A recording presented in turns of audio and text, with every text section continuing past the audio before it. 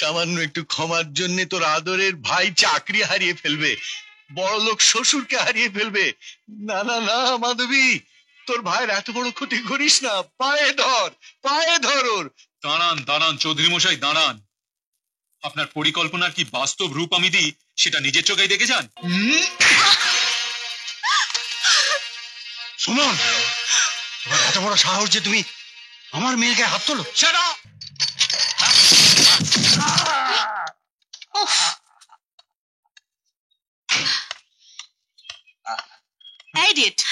দেখে রিক্সা চালাতে পারো না? আশ্চর্য, তুমি গাড়ি টেনে রিক্সার পর তুলে দিয়েছো, বেচারা পড়ে গিয়ে ব্যথা পেয়েছে। কোথায় তাকে সমবেদনা জানাবে তা না করে উল্টো। আমি ঠিকই করেছি, দেখছেন না আমার গাড়িতে দাগ পড়ে গেছে। তুমি দেখছো না এই গরিব লোকটার কপাল কেটে রক্ত বেরোচ্ছে? রক্ত বেরিয়েছে? ও তো 2 টাকার ওষুধ লাগালে ঠিক হয়ে যাবে, কিন্তু আমার গাড়িটা ঠিক করতে তো কয়েক হাজার টাকা লাগবে। মানুষের রক্তের চাইতে একটা গাড়ির সামান্য দাগের মূল্য তোমার কাছে বেশি? সামান্য? এই গাড়িটা সামান্য? অবশ্য আপনার মতো সামান্য মানুষ এর মূল্য বুঝতে পারবেন না। ট্রামে, বাসে, রিক্সায় চলাফেরা করা ছোট লোকেদের পক্ষে গাড়ির মূল্য না বোঝাটাই স্বাভাবিক। কি বললে তুমি? ট্রামে, বাসে, রিক্সায় যারা চলাফেরা করে তারা ছোট লোক? হ্যাঁ হ্যাঁ, ছোট লোক।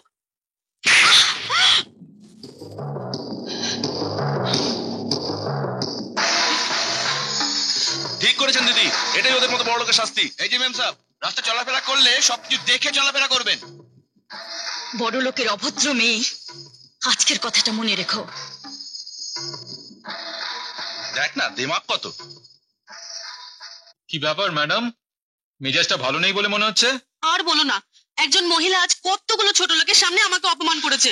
প্লিজ জুলি, আজকের দিনটা অন্তত মেজাজটা ঠান্ডা রাখো। দিদির সঙ্গে দেখা করতে যাবে না? না সুমন, ড্যাডি বলেছে আমাকে সঙ্গে নিয়ে ড্যাডি নিজেই যাবে বিয়ের কথা পাকা করতে। আমার আবার আপত্তি কি? মেয়ের খুশিতেই আমার খুশি। হ্যাঁ, তাহলে এই 12 তারিখে বিয়ের দিন ঠিক রইল। হ্যাঁ, আমার একটা কথা ছিল জানেন। হ্যাঁ বলুন। বুঝতেই পারছেন যে সুমনকে কি বিশাল একটা দায়িত্ব সামলাতে হবে। বলতে গেলে প্রায় 24 ঘন্টাই ওকে ওখানে থাকতে হতে পারে। তাছাড়া আমার জুলিও ছেলেবেলা থেকে যেভাবে মানুষ হয়েছে, তাতে করে এখানে থাকাটা ওর পক্ষে খুব কষ্টকর হবে। তাই আমি চাইছিলাম যে বিয়ের পর ওরা আমার ওখানেই থাকবে। অসম্ভব। এটা কি ধরনের কথা বলছেন আপনি? দেখুন, আমার অপরাধ নেবেন না। আমার ভাইয়ের বিয়ের কথা বলতে বসেছি আমরা, বিক্রি করা বা ঘর জামাই রাখার কথা বলতে নয়। আমি গরিব মানুষ, তবু যত কষ্টই হোক আমার ছেলের বউকে এখানেই রাখতে পারবো আমি। আপনি পারবেন, কিন্তু আমি পারবো না। তাহলে আর কথা বাড়ানোর কোনো অর্থই হয় না। এখন সুমন আর জুলি ডিসিশন নেক ওরা কি করবে।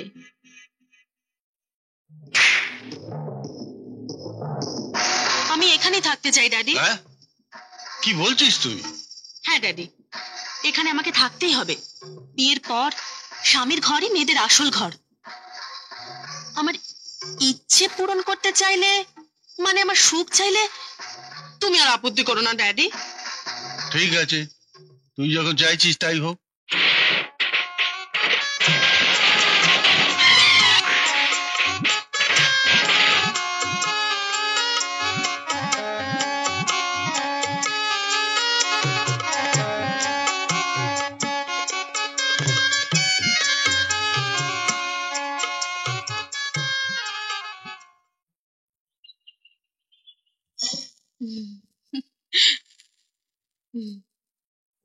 বৌদি, সরি।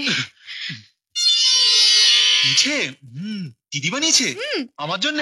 কিন্তু তোর জন্য নয়, বৌদির জন্য। চুপ, মারবো একটা চাটি। দে বলছি। কি করছো? এই মাত্র তুমি ব্রেকফাস্ট করলে? আরে রাখো তোমার ব্রেকফাস্ট, দিদির হাতে তৈরি পিঠে ভরা পেটেও খিদে পেয়ে যায়। সে দেখো। আসি রে, চললাম। কি বৌদি, নিজে খাবে না খাইয়ে দেবো? না না, এগুলো নিয়ে যাও। এসব আজে বাজে খাবার আমি খাই না। আজে বাজে কি বলছো বৌদি? দিদি কত যত্ন করে বানিয়েছে, তুমি দেখলে না ছোটদা কিরকম ঝাঁপিয়ে পড়লো। আচ্ছা আচ্ছা, ভালো না লাগলে খেও না, কিন্তু একটা মুখে দিয়ে দেখবে তো। উফ, কেন আমাকে অসুস্থ বানাতে চাইছো? এসব গ্রাম্য খাবার আমার একেবারে পছন্দ নয়। গ্রাম্য খাবার? তা কোন খাবারটা গ্রাম্য নয় বৌদি? ধান, চাল, শাক, সবজি সবকিছু তো গ্রাম থেকেই আসে। শহরের মিল ফ্যাক্টরিতে তো এসবের জন্ম হয় না। মিল ফ্যাক্টরি ইন্ডাস্ট্রি গড়বার ক্ষমতা যাদের নেই, এসব ফাঁপা বুলি তাদের কাছে একমাত্র সান্ত্বনা। বেশ তো, খেয়ে দেখো তোমাদের কোনো মিল ইন্ডাস্ট্রি এরকম পিঠে বানাতে পারে কিনা।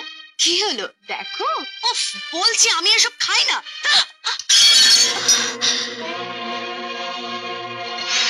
কি করলে বৌদি? পিঠেগুলো ফেলে দিলে? তো কি এমন ক্ষতি হয়েছে? আমাদের বাড়িতে এরকম অনেক খাবার ফেলে দেওয়া হয়, আমাদের কুকুরেও খায় না। ছোটদাকে কেন বিয়ে করতে গেলে তুমি? আমার তো মনে হয় ছোটদার চেয়ে তোমার বাড়ির কোনো কুকুর। চম্পা, দেখ দেখ দিদি, পিঠেগুলো কেমন ছুঁড়ে ফেলে দিল। বলে কিনা ওদের বাড়ি কুকুরেও খায় না। আহা, মন খারাপ করছিস কেন? সবকিছু কি সবার ভালো লাগে? চল তুই। জুলি, এগুলো তুলে ঘরটা পরিষ্কার করে ফেলো। সুমন ফিরুক আজ। দিদি, দিদি, বাবা, ও বাবা, দিদি, দিদি, দিদি, এ দেখ আমার অ্যাডভান্স মাইনের টাকা। বাবা, বাবা ধরো। এ আমাকে কেন? বাহ, তুমি তো বাড়ির কর্তা, হয় তোমার হাতে দেবো নয় দিদির হাতে। না না, দিদি কি দে, ওই তো সব করে, দিদির হাতই দে। ঠিক আছে, এই নে দিদি। আচ্ছা দিদি, তোর রেজিগনেশন লেটারটা পাঠিয়ে দিয়েছিস তো? হ্যাঁ, কিন্তু আর কোনো কিন্তু নয়। এরপর তুই যদি চাকরির কথা ভাবিস বা চাকরি করতে যাস, তাহলে কিন্তু তোর সাথে আমার ঝগড়া হয়ে যাবে। হ্যাঁ, আচ্ছা দিদি, তোকেই যদি চাকরি করে সংসার টানতে হয়, তাহলে আমাকে মানুষ করেছিস কিসের জন্য? হ্যাঁ, এই দিদি, খুব খিদে পেয়েছে রে, একটু খেতে দিবি? হ্যাঁ, এক্ষুনি দিচ্ছি, তুই হাত মুখ ধুয়ে আয়। হ্যাঁ। চলো বাবা। বুঝলে, দিদির হাতে উপার্জনের প্রথম টাকাটা তুলে দিলাম। ভালো করেছো, দেখে খুব খুশি লাগছিল। না, তুমি ওখানে গেলে না দেখে ভাবছিলাম। না না, ভাববার কিচ্ছু নেই। কোমরে একটু ব্যথা হয়েছিল, তাই হাঁটতে ইচ্ছে করছিল না। ব্যথা কেন? ও কিছু না, কাজ করার অভ্যাস নেই তো, ধীরে ধীরে ঠিক হয়ে যাবে। কি কাজ? ঘরটা ঝাড়ু দেওয়া, মোছা। মানে পড়ে গিয়েছিলাম তো, চম্পা ফেলে দিয়েছিল। চম্পিটা দারুণ পাজি। বিয়ের আগে আমার পেছনে লাগতো, এখন তোমার পেছনে লাগছে। তা তুমি ওর কেমন বৌদি? হ্যাঁ, ওর ঘাটটা ধরে ওকে দিয়ে সাফ করে নিতে পারলে না? দিদি তো হুকুম দিলেন আমাকে সব সাফ করতে হবে। দিদি বলেছে? খবরদার, এই নিয়ে কিন্তু দিদির সাথে একটা কথা বলবে না। দিদি গুরুজন, বলতেই তো পারেন। এই দিদি, আসছি। কি রে? আমি অফিসে চললাম, তুই বাবাকে বলে দিস। যা বলবো। আসি, টাটা। বাই। জুলি, হ্যাঁ, তোমাকে একটা কথা বলবো। বলুন। তুমি বড় লোকের মেয়ে, মেয়ে হিসেবে যা মানায় বউ হিসেবে তা মানায় না, বিশেষ করে আমাদের মতো সমাজের সাধারণ পরিবারের বউ হিসাবে। তাই বলছি, এই ধরনের পোশাক আর পরো না। আপনি ঠিকই বলেছেন দিদি, আমার ভুল হয়ে গেছে, আর কোনোদিন এসব পরবো না। আপনি আমায় ক্ষমা করে দেবেন। আমি আমি এই ধরনের সমস্ত পোশাক পুড়িয়ে ফেলবো।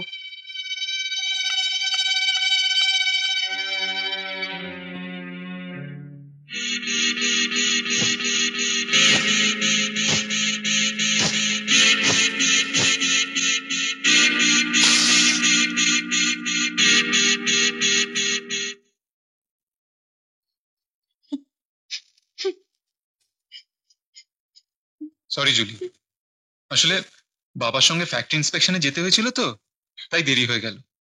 আর আমাদের বাসায় তো ফোন নেই, তাই তোমায় জানাতে পারিনি। আমি দেরি করেছি বলে তুমি রাগ করেছো? না, তবে আজ তুমি যাবার পর দিদি আমার গায়ের পোশাক দেখে রেগে বললেন, এসব নোংরা জামা কাপড় পরতে তোমার লজ্জা করে না? আমি বললাম, এসব আমি ছোটবেলা থেকেই পরে আসছি। দিদি বললেন, এখন আর তুমি সেই ছোট্টটি নাও, এ বাড়িতে এসব চলবে না, এ ধরনের সমস্ত পোশাক আমাকে দাও। হ্যাঁ? আমার সবগুলো পোশাক নিয়ে দিদি আগুন দিয়ে পুড়িয়ে দিয়েছে। কি বলছো তুমি? দিদি আমাকে বললেই তো আমি ওসব পরতাম না। দিদি এমন কাজ করতে পারলো? তো তুমি বসো, আমি দেখছি। এই দিদি, শোনো, আমার মাথার দিব্যি রইল, তুমি দিদিকে কিচ্ছু বলবে না। আমি চাই না এসব সামান্য ব্যাপার নিয়ে তোমার মায়ের মতো দিদির সাথে তুমি বেয়াদবি করো। সত্যি জুলি, তোমার মতো মেয়ে হয় না। বৌমা মেয়েটা খুব ভালো না রে মা? হ্যাঁ বাবা, খুব ভালো। অনেক মেয়ে দেখেছি স্বামীর উপার্জনের টাকা স্বামীর বাবা মা ভাই বোন কাউকে ছুঁতেই দেয় না, কিন্তু সুমন কেমন সব টাকা তোর হাতে তুলে দিচ্ছে, বৌমা কিছু বলেই না। হ্যাঁ বাবা, জুলি খুব ভালো মেয়ে। ডাক না একটু মেয়েটাকে, সব সময় ঘরে বসে থাকে, কোথাও বেড়াতে টেড়াতেও তো যায় না, আমার কাছে এসে বসলে তো একটু পারে। ডাক মেয়েটাকে। ডাকছি। জুলি, জুলি ডাকছেন দেবে, একটু এখানে এসো, বাবা ডাকছে। আসছি। এসো। এই যে বাবা, জুলি এসেছে। কই বৌমা, কোথায় তুমি? কই বৌমা? কি হলো জুলি, বাবার কাছে যাও। এই তো আমি বাবা, এখানেই আছি, বলুন কি বলবেন। বলছিলাম কি মা, তুমি তো সব সময় ঘরে বসে থাকো, কোথাও বেড়াতে টেড়াতেও তো যেতে পারো। মা মাধবী, বাবা, বৌমার হাতে কিছু টাকা। থাক বাবা, আমার টাকার জন্য ভাববেন না, 200-500 টাকা হাত পেতে নেবার মতো অভ্যেস আমার নেই। ভিখিরির ঘরে তো মানুষ হয়নি, আমি চাইলেই লক্ষ লক্ষ টাকা পৌঁছে যাবে আমার হাতে, সেই সামর্থ্য আমার বাবার আছে।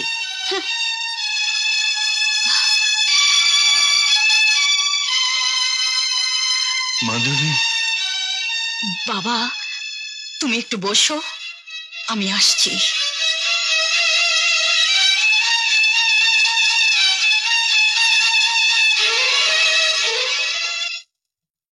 দাঁড়াও জুলি, তোমার কি মনে হয় না বাবার সঙ্গে এরকম ব্যবহার করে তুমি অন্যায় করেছো? আমি তো মিথ্যে কিছু বলিনি। জুলি, সুমন মাইনের টাকাটা আমার হাতে তুলে দেয়, সেটা যদি তোমার অপছন্দ হয় তাহলে সেটা সরাসরি আমাকে বলতে পারতে। কত টাকা মায়না পায় আপনার ভাই? কি করে ভাবলেন ওই কটা টাকার জন্য কথা খরচ করবো আমি? ওর চেয়ে অনেক বেশি টাকা আমি না চেয়ে পেয়েছি সারা জীবন। তাছাড়া যে টাকা আপনার ভাই মাইনে হিসেবে পায় তাও আমারই বাবার ঘর থেকে আসে। হ্যাঁ আসে, কিন্তু সেটা তার কাজের বিনিময়ে আসে, ভিক্ষে হিসেবে আসে না। আর যাকে তুমি আমার ভাই করে কথা বলছো, সে যে তোমারই স্বামী, তা কি তুমি ভুলে গেছো? কেমন স্ত্রী তুমি যে নিজের স্বামীকে এইভাবে অপমান করতে পারছো? দিদি, দিদি, সেদিন তুই আমাকে ধমক দিয়ে থামিয়ে দিয়েছিলি। ওর কাছে আমাদের মতো গরিব ঘরের ছেলে চেয়ে ওর পোষা কুকুরের মূল্য অনেক বেশি। তাই তো সেদিন তোকে আমি বলতে চেয়েছিলাম, ছোটদার চেয়ে ওর পোষা কুকুরই ছিল ওর উপযুক্ত পাত্র।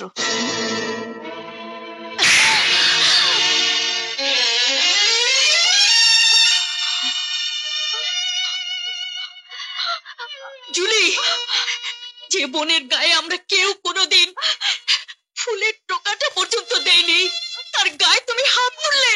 ওর ভাগ্য ভালো যে শুধু হাত তুলেছি, পায়ের জুতো খুলে যাও। থামো, তোমার ভাগ্য ভালো যে তুমি আমার ছোট ভাইয়ের স্ত্রী।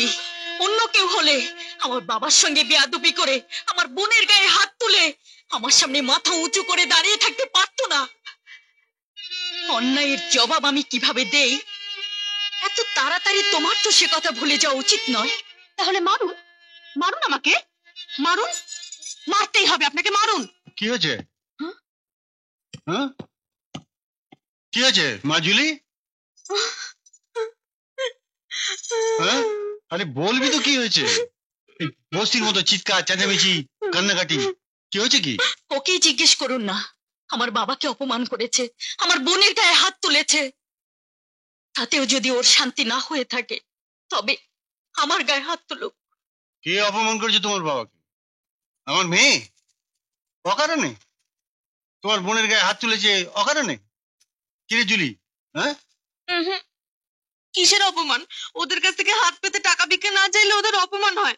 ওর বাবার পাশে বসে ঘন্টার পর ঘন্টা হাত পা না টিপলে ওদের অপমান হয়। আর ওই মেয়ে কিনা বলে আমার সাথে একটা কুকুরের বিয়ে উচিত ছিল। তোকে তো আমি আগেই বলেছিলাম মা, এই নরকের পরিবেশে এই ছোট লোকদের সঙ্গে তুই থাকতে পারবি না। মুখ সামলে কথা বলবেন। কাকে ছোট লোক বলছেন আপনি? আমাকে? আমার বাবাকে? আমার বাবা আপনাদের মতো অনেক কোটিপতি বড় লোকের চেয়ে অনেক বড় মানুষ। টাকার অহংকারে গরিব মানুষদের যারা ছোট লোক ভাবে তারা যাই হোক বড় মানুষ হতে পারে না, বরং তারাই প্রকৃত ছোট লোক। হোয়াট? এত বড় সাহস তোমার? আমার বাবাকে তুমি ছোট লোক বলো? উনি যেভাবে বলেছেন সেভাবে আমি বলিনি। তারপরেও যদি ওনার গায়ে লেগে থাকে তাহলে বুঝতে হবে তোমার ধারণাই ঠিক। শুনলে? শুনলে বাবা? তোর জন্যই তো, তোর জন্যই এই নোংরা বস্তি নোংরা পরিবেশে এসে আমাকে নিজের গায়ে নোংরা মাখতে হবে। আমি বুঝতে পারছি না এই পরিবেশে তুই এতদিন আছিস কি করে। দেখে চ আমার চ, আর এক মুহূর্ত তোকে এখানে আমি থাকতে দেবো না। চ। না না বাবা, আমি যাব না। তুমি এখান থেকে চলে যাও, আর এখানে কোনোদিনও তুমি এসো না। তুমি যাও, যাও। ঠিক আছে। আরে বাবা, আপনি? হ্যাঁ, এসেছিলাম জুলিকে দেখতে, কিন্তু তোমার দিদি আমাকে যেভাবে অপমান করলো, বিশ্বম্ভর চৌধুরীকে ততখানি অপমান করার সাহস কলকাতার শহরে কারোর হবে না। আপনাকে অপমান করেছে দিদি? ও কিছু না, কাজ করার অভ্যাস নেই তো, ধীরে ধীরে ঠিক হয়ে যাবে। আসুন তো দিদি, ওনার কাছে তোকে ক্ষমা চাইতে হবে। ক্ষমা চা দিদি, ক্ষমা চা দিদি। ক্ষমা চা মাধবী, ক্ষমা চেয়ে নে। বুকের রক্ত ঢেলে যে ভাইকে মানুষ করেছিস, নিজে না খেয়ে যে ভাইকে খাইয়েছিস, নিজে চাকরি করে যাকে পড়িয়েছিস, যার সুখের জন্য নিজের সুখ তুই বিসর্জন দিয়েছিস, নিজের জীবনটা নষ্ট করেছিস, তার ভালোর জন্য এই ক্ষমাটুকু তুই চাইতে পারবি না? সামান্য একটু ক্ষমার জন্য তোর আদরের ভাই চাকরি হারিয়ে ফেলবে, বড়লোক শ্বশুরকে হারিয়ে ফেলবে? না না না মাধবী, তোর ভাইয়ের এত বড় ক্ষতি করিস না। পায়ে ধর, পায়ে ধর, ওর পায়ে ধরে ক্ষমা চা মাধবী, ক্ষমা চা, ক্ষমা চা ওর কাছে, ক্ষমা চা।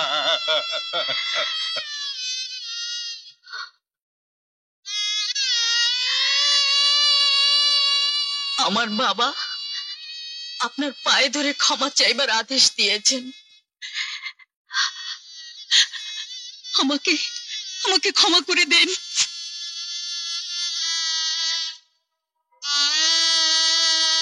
আমি ক্ষমা চেয়েছি সুমন, তোর বড় লোক শ্বশুরের কাছে ক্ষমা চেয়েছি। খুশি হয়েছিস তুই? খুশি হয়েছিস? বাবা আদেশ দিয়েছেন, ক্ষমা চেয়ে নিয়েছি আমি। কিন্তু তুই, তুই কি কি তুই তুই কি মানুষ? আমার কথা ছেড়ে দে। এই যে অন্ধ অসহায় মানুষটা চিৎকার করে মাথা ফুটে ফুটে পড়ে আছে, ও কে তোর? তুই কি ওই মানুষটার সন্তান? বউয়ের গোলাম তুই, বউয়ের গোলাম।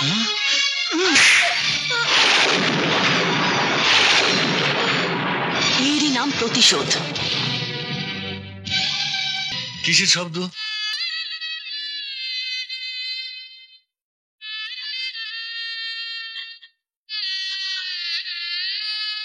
কিসের শব্দ হলো? কিছু না বাবা, আমি সুমনকে থাপ্পড় দিয়েছি। না না না, না রে না।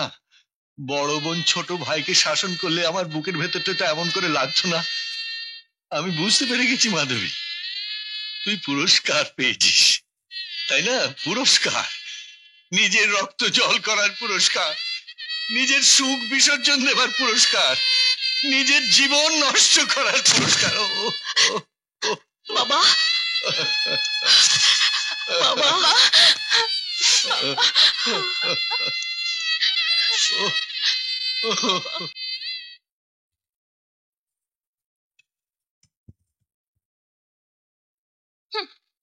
চলো। হ্যাঁ ভগবান, এটা আমি কি করলাম? দিদির গায়ে হাত তুললাম। ছি ছি ছি ছি ছি ছি ছি।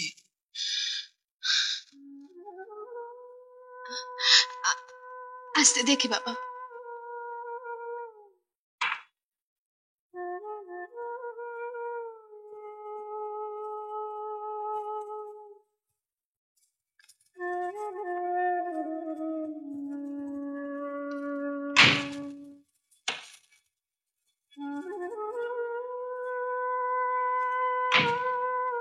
এই ভালো হয়েছে মা, এই ভালো হয়েছে। এই শহরে থাকলে আমার নিঃশ্বাস বন্ধ হয়ে যাবে। এই শহর আমার স্বপনকে কেড়ে নিয়েছে, আমার সুমনকে কেড়ে নিয়েছে। এখানে থাকলে তোদেরও হয়তো আমি কোনোদিন হারিয়ে ফেলবো। তার চেয়ে বাবা জগন্নাথের পায়ে বাকি জীবনটা কাটাবো। তোরা আমাকে পুরী নিয়ে চল। হ্যাঁ বাবা, আমরা পুরীতেই যাব। তুমি আর কথা বলো না।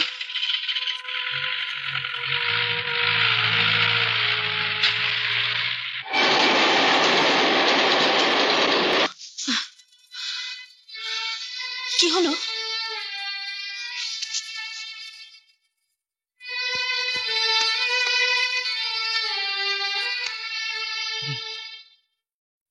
দিদি, দিদি, দিদি কথা বল দিদি, দিদি দরজা খোল দিদি, দিদি, হ্যাঁ দিদি।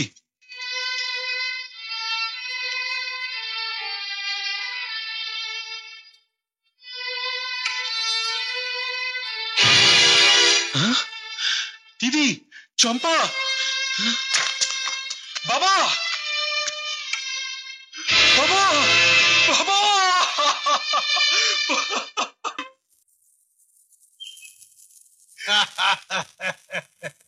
একেই বলে পাকা মাথার বুদ্ধি।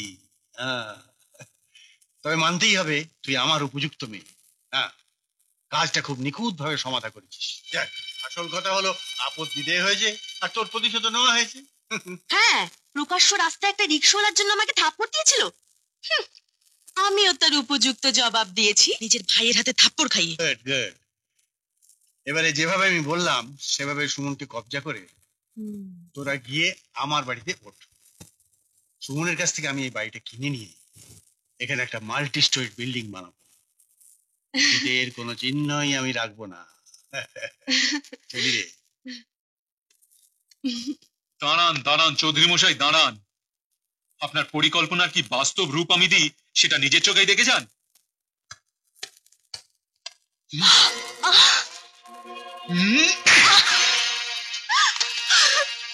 সুমন, তোমার এত বড় সাহস যে তুমি আমার মেয়েকে হাত তোলো? সেটা আর একটা কথা আপনি উচ্চারণ করবেন না। আপনি আর আপনার ডাইনি মেয়ের জন্য আমি আমার বাবা, দিদি আর আদরের বোনকে হারিয়েছি। তার জবাবে তো একটা চড় তুচ্ছ। ও যদি আমার কাছে থাকে ও শরীরের প্রতিটি রোমকূপ থেকে আমি জবাব নেব। ইয়েস, তাই আপনার মেয়ের মঙ্গল যদি আপনি চান, নিয়ে যান ওকে এখান থেকে, চিরদিনের জন্য নিয়ে যান। না না সুমন, না, আমি আমি তোমাকে ভালোবাসি সুমন।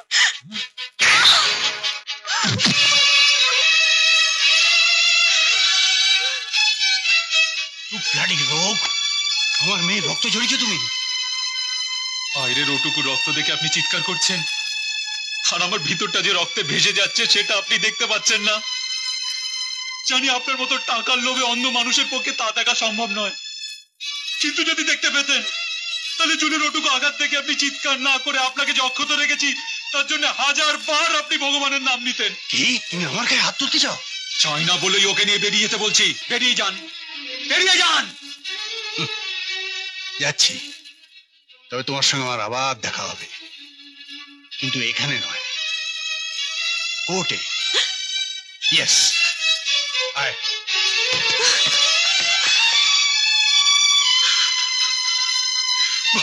এমন আরো অনেক ভিডিও দেখতে এই চ্যানেলটি সাবস্ক্রাইব করে নিন এবং পাশের বেল আইকনটি প্রেস করে দিন।